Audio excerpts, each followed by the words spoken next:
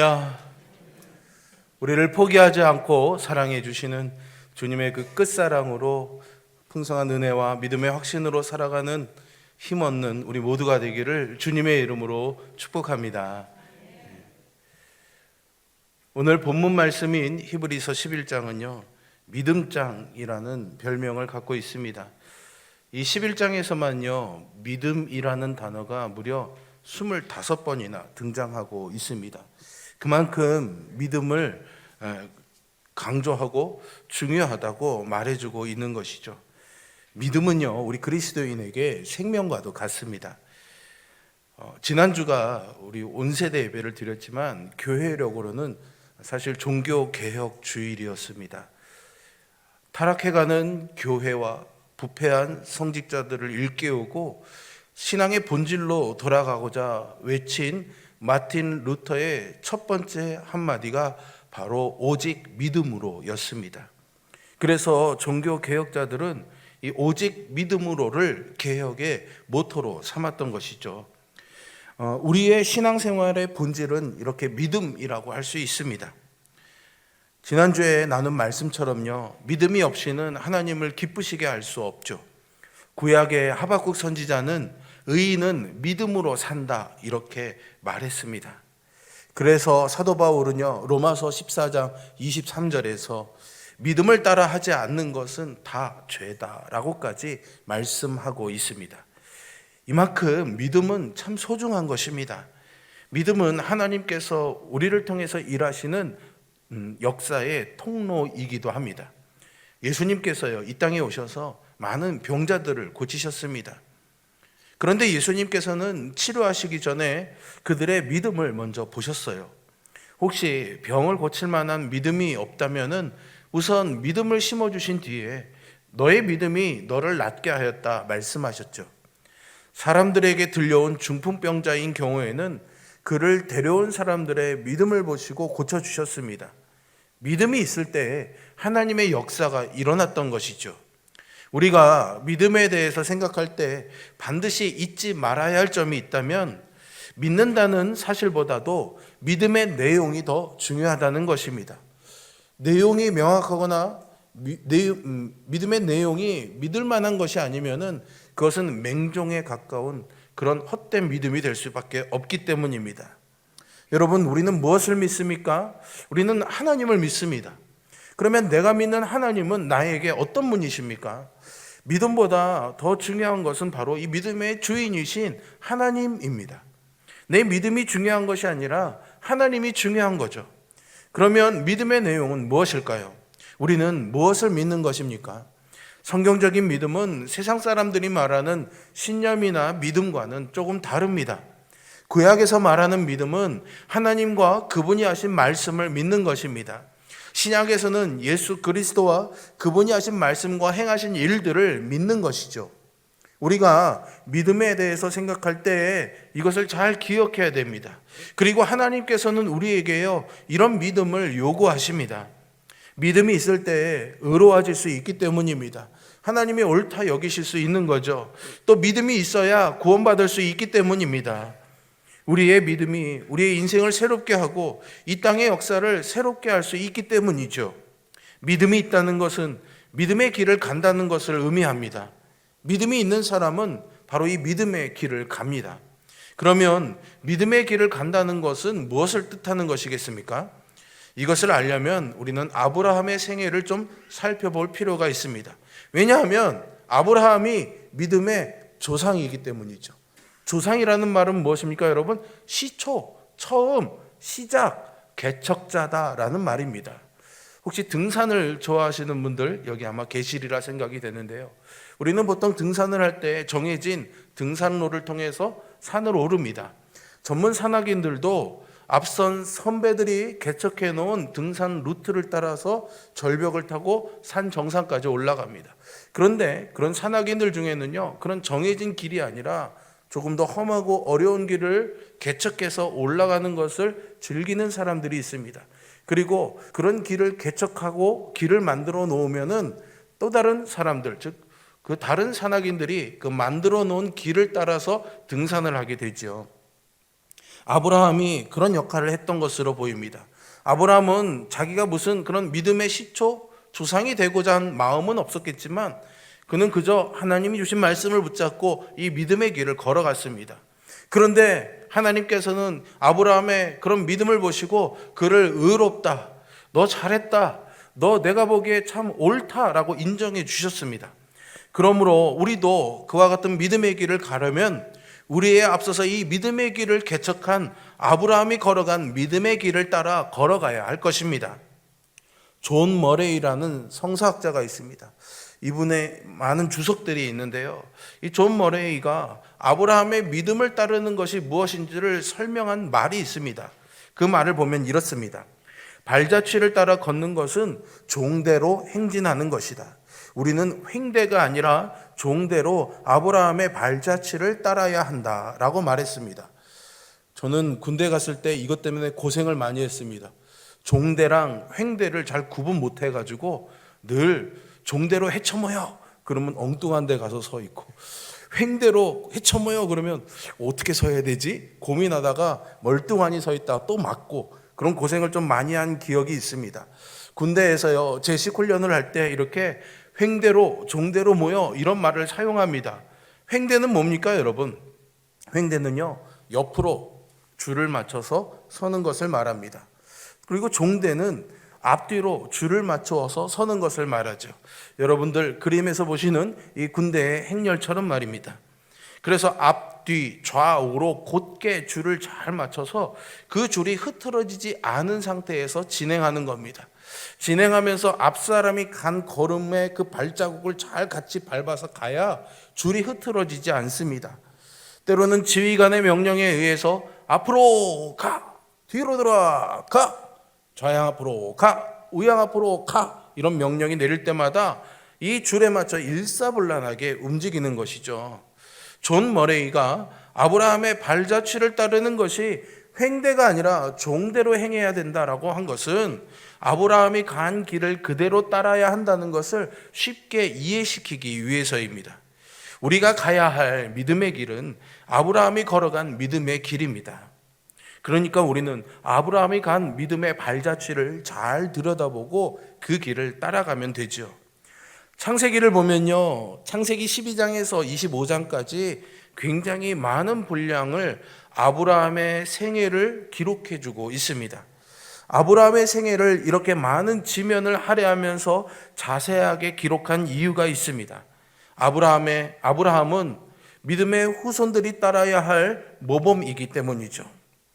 창세기 12장 1절부터 3절에 보시면 하나님이 아브라함과 약속하는 장면이 나옵니다. 너의 고향 친척 아버지의 집을 떠나 내가 내게 줄 땅으로 가라. 내가 너로 큰 민족을 이루고 내게 복을 주어 내 이름을 창대하게 하리니 너는 복이 될지라. 너를 축복하는 자에게는 내가 복을 내리고 너를 저주하는 자에게는 내가 저주하리니 땅의 모든 족속이 너로 말미암아 복을 얻을 것이라 약속하십니다. 하나님께서 아브라함에게 준 이 약속의 핵심은요, 아브라함을 복의 근원으로 삼아서 이 땅에 있는 모든 족속들이 복을 얻게 하시겠다는 것입니다. 이 약속은 모든 족속을 구원해서 복 있는 자로 만드시겠다는 하나님의 계획을 밝히신 겁니다. 아브라함 이후의 역사는 하나님이 아브라함에게 하신 이 약속을 이루는 과정이라 할 수 있습니다. 아브라함은 하나님과 언약을 맺은 자로서 중요한 의미를 가지고 있지만 또 하나 아브라함이 지닌 중요한 의미는 그의 믿음입니다.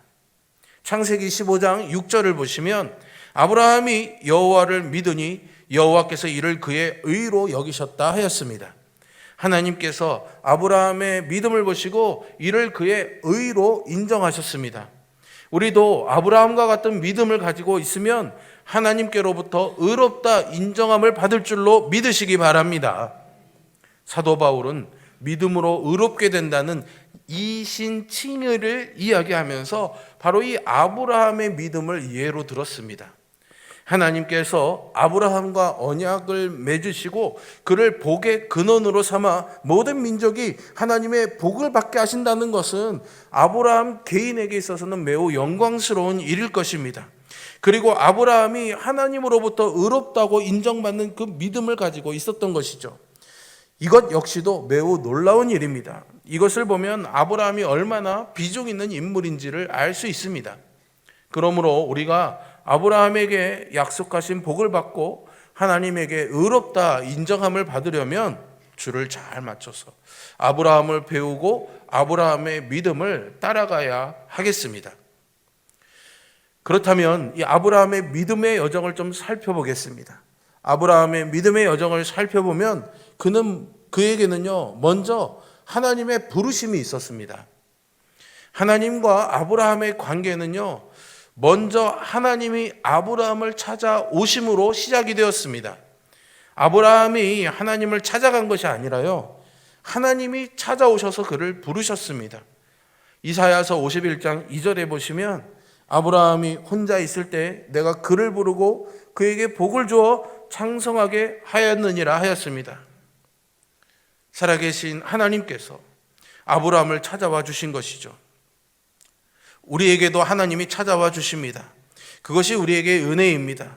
우리는 알지도 못하고 필요하다고 느끼지도 못한 채 살아왔는데 하나님이 우리에게 찾아오신 것입니다.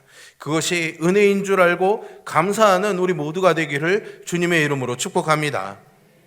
그런데 말이죠, 아브라함이 하나님께 부르심을 받았을 때 그가 어떤 자격이 있어서 그런 택함을 받은 것이 아닙니다. 아브라함이 다른 사람들보다 뛰어나거나 잘난 점이 있어서 하나님이 찾아오신 것이 아니라고요. 여호수아서 24장 2절에 보시면 아브라함의 할아버지 데라 때부터요, 다른 신을 섬겨왔다 기록하고 있습니다. 어떻게 보면 하나님의 입장에서는 다른 신을 섬겨? 그렇게 내버려 둘 수도 있었겠지만 하나님께서는 그런 우상 섬기는, 다른 신을 섬기는 가족에 있는 아브라함에게 먼저 찾아오신 겁니다. 아브라함이 하나님의 부르심을 받을 때 그는 우상 숭배하는 사람이었습니다. 아브라함이 아무런 자격이 없음에도 불구하고 그가 하나님의 택함을 받았다는 사실은 아브라함의 구원이 하나님의 주권적인 부르심에서 시작되었다는 것을 알 수 있습니다. 이것은 아브라함뿐만이 아니라 모든 사람에게도 동일하게 적용할 수 있습니다. 모든 사람이 죄에 빠져서 하나님을 알지 못하고 다른 우상에 빠져 있을 때 먼저 하나님께서 우리를 택하시고 불러주셔서 하나님을 알게 되었고 하나님을 믿게 된 줄로 믿습니다. 물론 내가 믿는 부모님에게서 태어나 모태신앙인 분들도 있고요, 친구의 손에 이끌려서 또 가족의 손에 이끌려서 교회당에 나와서 하나님을 믿게 된 분도 있을 겁니다. 우리 눈에 보이는 나를 믿음을 갖게 한 누군가가 존재하기는 하겠지만은요, 사실은 그런 일을 하신 분은 하나님이시라는 사실을 여러분 잊지 마시기를 바랍니다. 그러니까 우리의 구원, 우리의 신앙의 주체는 하나님에게 있는 겁니다. 하나님이 이 일을 하신 겁니다.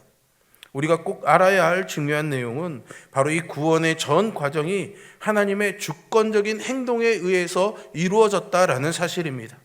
구원의 계획을 하나님이 세우셨고 구원의 길을 여신 분도 하나님이시고 우리를 택하신 분도 하나님이시며 마지막 구원의 날 영생을 얻게 하실 분도 하나님이십니다. 그러므로 구원에 대해서 우리가 할 수 있는 것은 감사와 찬양입니다. 이제 다다음 주면 우리가 추수감사주일을 맞습니다. 우리가 농작물을 거두는 것은 아니지만 늘 이 구원의 주권이 하나님께 있고 그 하나님이 먼저 나를 찾아와 오셨기 때문에 내가 천국의 영생의 복락을 누리며 사는 이 믿음의 삶을 살 수 있다는 것을 감사할 수 있는, 특별히 1년의 삶을 돌아보며 그 하나님께 온전히 감사할 수 있는 그런 아름다운 절기가 될 수 있기를 간절히 소망합니다. 자격 없는 나를 구원해 주신 하나님께 영광을 돌려드리고 그 은혜에 보답하는 삶을 살아야 됩니다. 이것이 하나님이 구원의 주권을 갖고 계신다는 것을 믿는 자의 신실한 태도입니다. 두 번째로요, 하나님의 부르심에 아브라함은 순종했습니다. 아브라함은요, 고향, 친척, 아버지의 집을 떠나 하나님이 지시하신 곳으로 갔습니다. 믿음은 하나님의 부르심에 응답하여서 순종하는 것입니다. 다시 한번 말씀드립니다.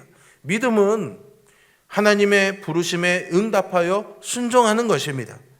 하나님이 우리에게 요구하시는 것은 아마 그럴 거야, 그렇게 되겠지라는 막연한 추상적인 기대나 믿음이 아니라요, 순종하는 믿음입니다.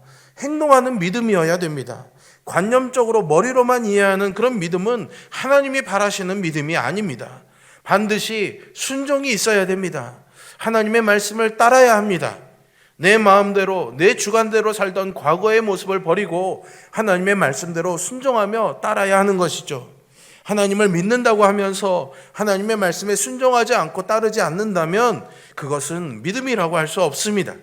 믿음은 반드시 순종이 동반됩니다. 여러분, 아브라함이요, 고향, 친척, 아버지 집을 떠나는 이 결정이 쉬웠을까요?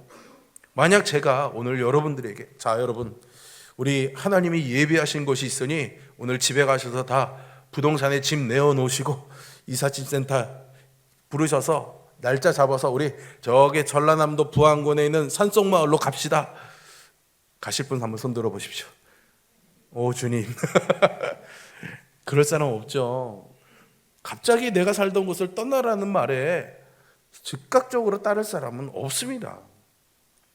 더군다나요, 아브라함은요 8절을 보시면 갈 바를 알지 못하고 나아갔다고 했습니다. 앞으로 어떤 일이 일어날지, 무엇이 그곳에 있는지, 어떤 위험이 닥칠지를 전혀 모릅니다. 이때 그의 나이는요 75세였습니다. 혹시 75세 있으십니까? 손 들어 보십시오. 75세 없으십니까? 있는데 안 드시는 겁니까? 75세의 나이 정도면요, 옛날에 이 구약시대는 그래도 좀 오래 살기는 했지만 그래도 어느 정도 삶의 안정적인 기반을 가지고 이렇게 좀 거주하는, 뭔가 변화나 다른 것들을 시도하고 싶어하는 마음이 그렇게 크지 않은 그런 시기라고 생각이 됩니다. 그런데 말이죠, 아브라함은 하나님의 말씀을 따라 나섰습니다. 아브라함이 고향과 친척과 아버지 집을 떠날 때 아마 사람들이 물었을 것입니다. 아니 도대체 어디로 가려고 그러? 아브라함이 뭐라고 대답했을까요? 난 잘 모릅니다. 그러나 하나님이 인도해 주실 것입니다. 아마도 이 말 외에는 다른 대답을 할 수가 없었을 겁니다. 정말로 몰랐기 때문이죠.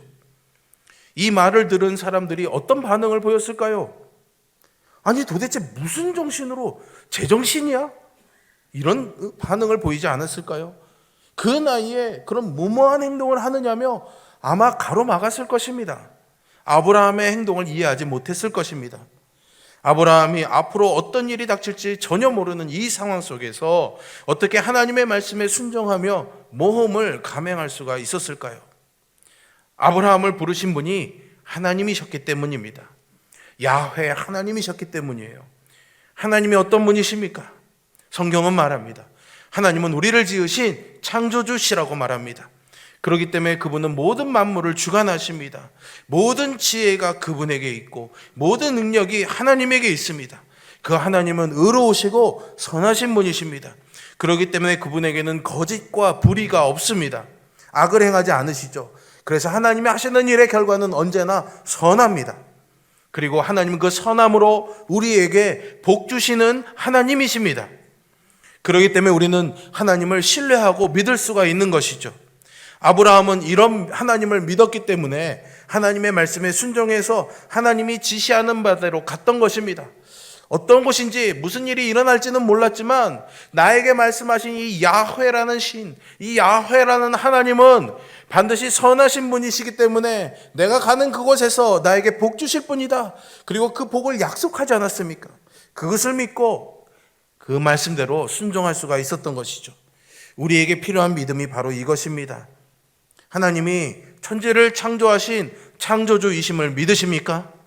하나님이 우리에게 복 주시는 분이라는 것을 믿으십니까? 하나님이 우리를 사랑하시며 우리를 선한 길로 인도하심을 믿으십니까? 하나님에 대한 이 믿음이 있을 때 우리는 하나님의 말씀을 따를 수 있습니다. 그런데 말이죠, 많은 사람들은 하나님을 믿기보다는 자기를 믿습니다. 아니면 조금 능력 있고 지혜 있어 보이는 사람의 말을 따릅니다. 이건 하나님의 말씀을 따르는 것이 아닙니다. 하나님의 말씀을 듣기는 하겠죠. 하지만 실제로는 자신의 판단대로 합니다. 많은 그리스도인들이 삶에서 하나님의 말씀의 능력을 경험하지 못하는 이유는 말씀에 듣기는 하지만 이런 용기와 결단이 없기 때문입니다. 이 믿음이 약하기 때문입니다. 여러분은 어떤 길을 가고 싶으십니까? 아브라함과 같이 하나님의 말씀을 따르는 믿음의 길을 가고 싶으십니까? 아니면 하나님보다 자기 자신을 믿고 자기가 원하는 길을 가고 싶으십니까? 자신이 원하는 길을 가는 것이 지금 당장은 좋고 편하고 이익이 되는 것 같아 보일지라도 하나님께 기쁨을 드릴 수 없습니다. 하나님이 주시는 복을 누릴 수 없습니다. 믿음은 나의 지혜와 능력을 믿는 것이 아니라 하나님을 믿는 것입니다. 나를 부인하고 하나님을 믿는 믿음으로 사는 것입니다. 그럴 때 하나님이 약속하신 복을 받을 수 있습니다. 여러분에게 이와 같은 믿음의 순종이 있기를 주님의 이름으로 축복합니다. 세 번째로 아브라함은 하나님의 약속을 믿었습니다.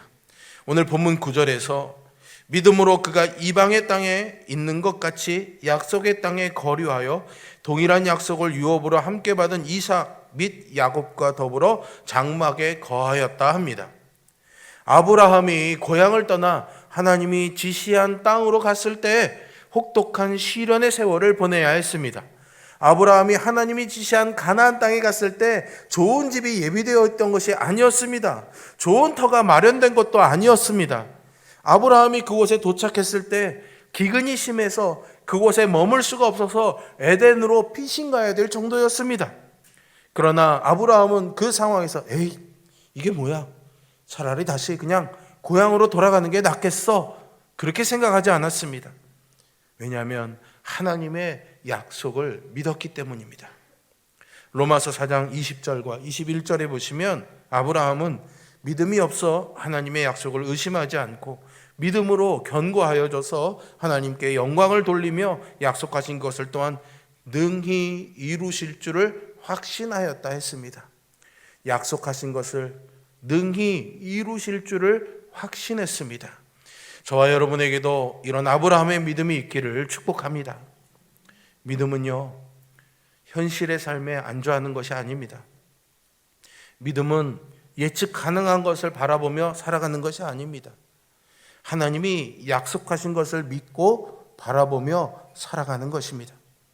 하나님이 아브라함에게 약속하신 것이 무엇일까요? 아브라함의 후손을 큰 민족이 되게 하시고 그 민족을 통해서 열방이 하나님의 복을 받게 하는 것이었습니다. 이 약속은 사실 아브라함의 당대에 이루어질 일은 아니었습니다. 왜냐하면 아브라함이 이 약속을 받을 때 아들이 없었거든요. 자녀가 없었거든요. 심지어는 이 약속을 받고도 무려 25년이 지나서 100살이 되어서야 아들을 얻을 수가 있었습니다. 그리고 큰 민족이 되는 것은 아브라함이 죽고 나서도 수백 년이 흘러야 가능한 일들이었죠. 그러나 아브라함은 하나님이 약속하신 것을 믿고 그 약속을 바라보며 살았습니다. 보이지 않는 것을 보는 것처럼 믿는 그 믿음이었던 거죠. 믿음의 길을 가는 것은 하나님께서 약속하신 그 미래의 희망을 바라보며 하나님의 말씀을 따르는 것입니다. 여러분, 얼마 전까지, 지금은 거의 끝물이지만 단풍이 너무 이렇게 들면은 사람들이 많은 곳을 놀러 가지 않습니까? 지난 주간에도 우리 성로회 안남회 어르신들 모시고 단풍 여행 갔다 왔는데 좋았죠? 아무도 왜 다 대답을 안 하세요? 좋으셨죠?